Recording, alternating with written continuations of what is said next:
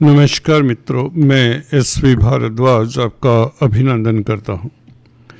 कल 12 तारीख से लेकर 18 अगस्त तक साप्ताहिक राशिफल में क्या कहते हैं सितारे जानते हैं दोस्तों। इस चर्चा से ग्रहों की स्थिति आपके समक्ष है।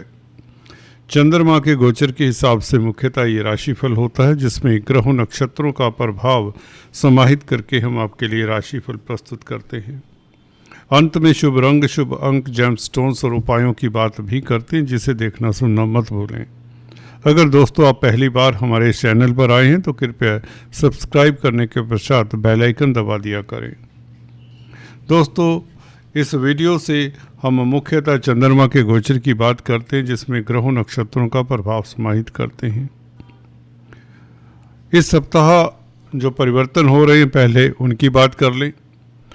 आज 11 तारीख है और आज जब ये रिकॉर्डिंग कर रहा हूँ तो बुध मार्गी हो रहे हैं आज, और उदय भी हो रहे हैं। ये आपके भाग्य के लिए और कैरियर के लिए अच्छा रहेगा, और ख़ासकर व्यापार के कारक है तो व्यापार के लिए अच्छा रहेगा। शेयर स्टॉक मार्केट में जो कामकाज करते हैं उनके लिए स्थितियाँ अच्छी रहेंगी। अगर आपको बुध के कारण पिछले कुछ समय में, एक आध महीने में परेशानी रही है, तनाव रहा है, स्ट्रेस रहा है, वह तनाव अब छट जाता है, क्योंकि बुध बुद्धि के कारक हैं। अगर जब बुध अस्त होते हैं या गोचर में वक्री भी हों तो यह बुध जिनकी खासकर दशा, अंतर्दशा, प्रत्यंतर दशा हुआ करती है, उनको तनाव या उनके कार्यों में अवरोध, व्यापार में मंदा फल मिलने के योग बनते हैं। तो इस तरह की स्थिति से आप उभरते हैं, व्यापार अच्छा रहेगा, और किसी तरह का स्ट्रेस रहा है, किसी बात को लेकर कोई चिंता रही है, उससे निकल पाते हैं। क्योंकि बुध 12वें भाव का भी मालिक है, तो विदेशी कामकाज में भी असफलता हाथ लगती है। यहाँ कई बार आपका खर्चा भी हो जाता है, हॉस्पिटल्स के भी चक्कर लगाने पड़े होंगे जिनका बुध का महादशा अंतर्दशा चल रहा होगा, और बुध खासकर कमज़ोर हो ऐसे जातकों के लिए दिक्कत रही होगी। यही बुध अब सबल होकर आपके लिए बेहतर स्थिति बना रहा है आज से ही। आज 11 तारीख है जब ये रिकॉर्डिंग कर रहा हूँ, और इसी के साथ और परिवर्तन आपको बता दें, गुरु शुक्र का भी नक्षत्र परिवर्तन होगा। गुरु अपने ही नक्षत्र में पुनर्वसु में 13 तारीख से, और शुक्र भी गुरु की ही नक्षत्र में 13 तारीख साथ मिल जाएंगे। हालांकि 12 तारीख को शुक्र गुरु के नक्षत्र में आएंगे। गुरु शुक्र का ये योग भी बहुत बेहतर रहेगा। इसमें इस सप्ताह गज लक्ष्मी योग भी बनता है। गुरु चंद्रमा इकट्ठे रहेंगे 18-19 तारीख को, और गुरु शुक्र लक्ष्मी योग तो बनाते ही हैं। तो इसके प्रभाव को भी जानते हैं। सूर्य 17 तारीख को सुबह या रात 16 तारीख की रात्रि को केतु के साथ जा मिलेंगे। जैसे कि हमने पिछले वीडियो में बताया, यहाँ पर सूर्य बली है क्योंकि अपनी राशि में है। केतु का प्रभाव कोई बहुत ज़्यादा नहीं पड़ेगा। हालांकि शनि सूर्य का षडाष्टक भी है। इसके कारण जो सरकारी तंत्र में हैं, जिनकी सूर्य की या केतु की दशा अंतर्दशा, उसे सतर्क रहना चाहिए, और केतु सूर्य के उपाय हल्के फुल्के आप कर लें तो अच्छा है। तो चंद्रमा की स्थिति की बात करते हैं। क्या कहते हैं सितारे आपके इस सप्ताह, सीधा बिंदु पर आते हैं। शनि के साथ चंद्रमा 12-13 तारीख को, देखिए शनि और चंद्र छठे भाव में हैं। आपको ये ध्यान देना होगा, छठे भाव में चंद्रमा स्ट्रोंग होते हैं, और ये चंद्रमा के ऊपर सिर्फ मंगल का प्रभाव है, मंगल की दृष्टि है।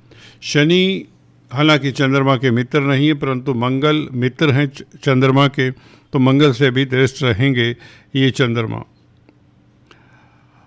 आपका जो सोच है हालांकि पॉजिटिव रहेगा, क्योंकि चंद्रमा 6th हाउस में बहुत बली होते हैं और मंगल से प्रभावित रहेंगे, शनि से प्रभावित रहेंगे। शनि पंचम स्थान के मालिक हैं, मंगल आपके धन भाव के मालिक है, कुटुंब के मालिक हैं। कुटुंब को लेकर स्थितियां आपके अनुकूल रहेंगी, धन की स्थिति बेहतर होगी। हालांकि खर्चे के भी योग बनते हैं, सो कोई किसी तरह की रिस्की इन्वेस्टमेंट ना करें 12 तारीख को खासकर। 13 तारीख व्यापार के लिए अच्छी रहेगी, क्योंकि रेवती नक्षत्र में चंद्रमा का गोचर होगा, और आपको कर्जा इत्यादि बैंकों से मिल सकता है। कर्जे से निजात पाने के लिए दिन बहुत अच्छा है, खासकर 13 तारीख। शनि चंद्र योग के प्रभाव के कारण आप गंभीर रहेंगे, धैर्य सम्मत रहेंगे। हालांकि विष दोष भी इसे कहा जाता है, परंतु 6th हाउस में शनि भी बलवान है, चंद्रमा भी बलवान होते हैं। तो इस तरह की स्थिति में आप पराक्रमी रहते, पुरुषार्थी रहते हैं और सीरियस रहते अपने कामकाज को लेकर। जो त्रुटियां हैं उसको सुधारने की चेष्टा करेंगे।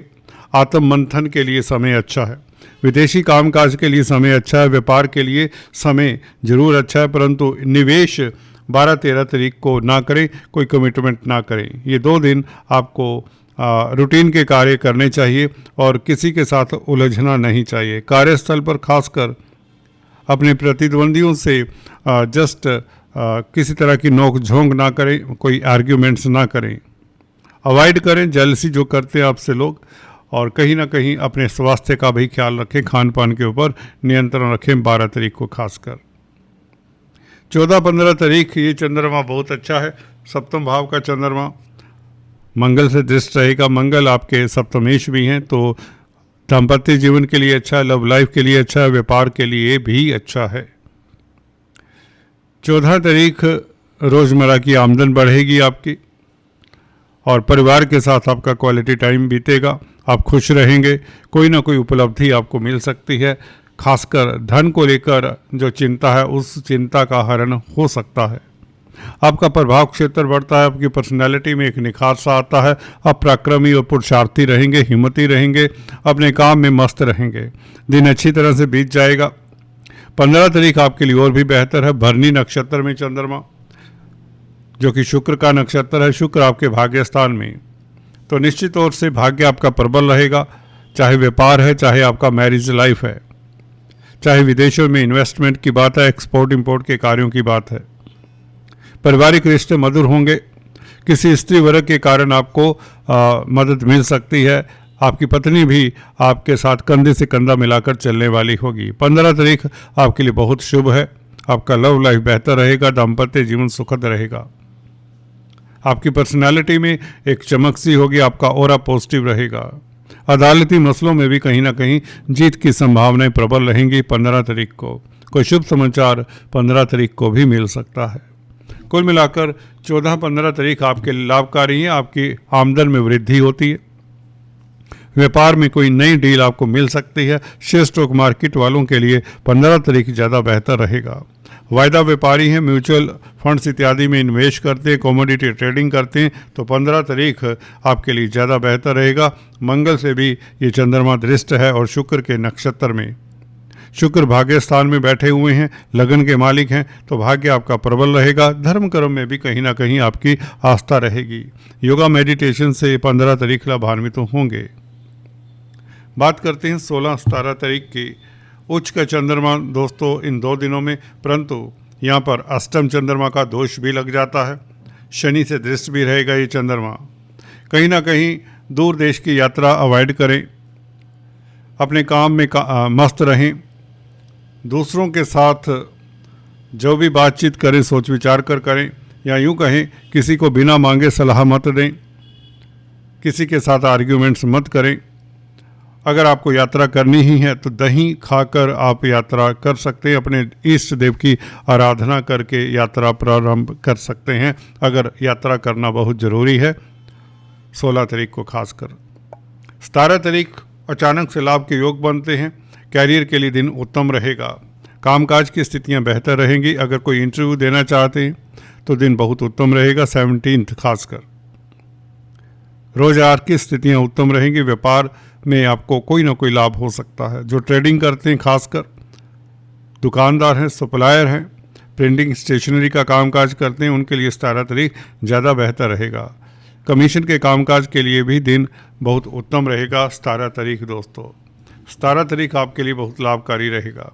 बात कर 17 तारीख दोस्तों गोपनीय कार्यों के लिए अच्छा रहेगा दिन। अगर आप पराविद्या में इंटरेस्ट लेते हैं तो ये दिन बहुत उत्तम रहेगा। आपकी आमदन में वृद्धि होती है। अगर आप कोई रिसर्च कर रहे हैं, साइंटिस्ट हैं, तो आपको सफलता मिल सकती है। 17 तारीख आपके लिए लाभदायक है।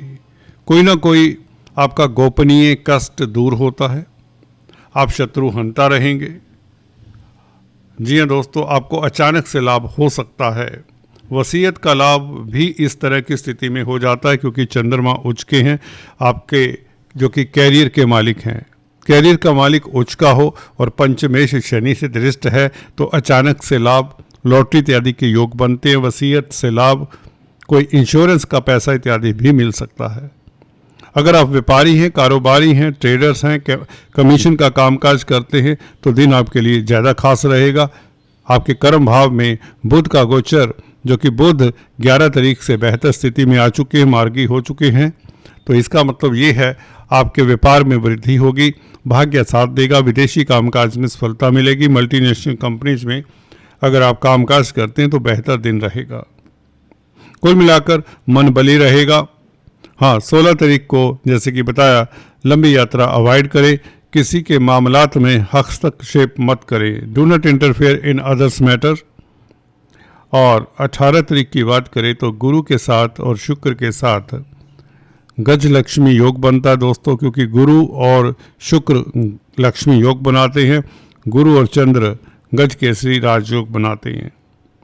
तो बहुत उत्तम समय है, लक्ष्मी योग बहुत प्रबल रहेगा। ये धन की बरसात वाला समय कहें, ये दिन बहुत उत्तम रहने वाला है। 18 और इवन 19 तारीख धन आएगा, समाज में प्रतिष्ठा बढ़ेगी, विदेशी कामकाज में सफलता, दूर देश की यात्रा का प्रोग्राम बनेगा, वीजा इत्यादि को लेकर कोई प्रॉब्लम है उसका सलूशन मिल जाता है, और स्त्री वर्ग से आपको मदद मिलेगी, सहायता मिलेगी, पत्नी का साथ मिलेगा। अगर आप पुरुष जातक है, लव लाइफ, आपका दाम्पत्य जीवन खास बेहतर रहेगा।